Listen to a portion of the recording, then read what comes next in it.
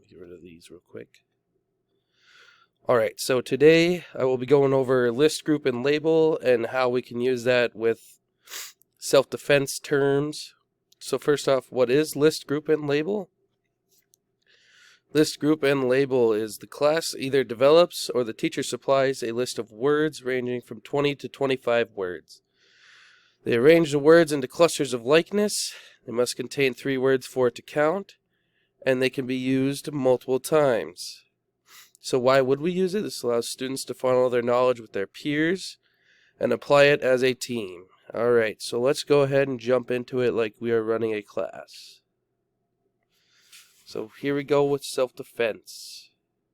So first we create a list.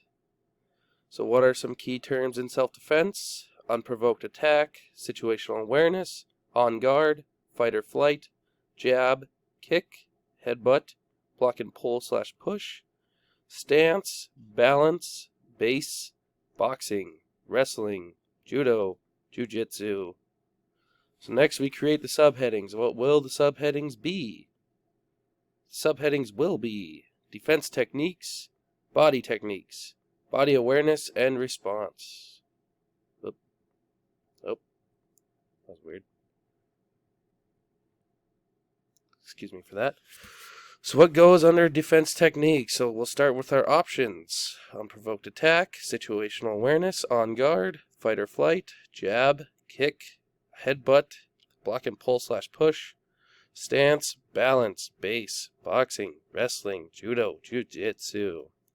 So what goes under defense techniques? Right, so this is the time where you take time to ask the class for their options within their small groups, and then they can write them down on a sheet of paper as a group and brainstorm, right?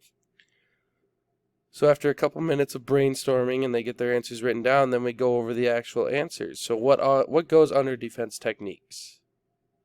We have jab, kick, headbutt, block and pull/push, boxing, wrestling, judo, and jiu-jitsu. So what goes underneath body techniques? Our options are the same: unprovoked attack, situational awareness, on guard, fight or flight, jab, kick, headbutt, block and pull/push, stance, balance, base, boxing, wrestling, judo, and jiu-jitsu.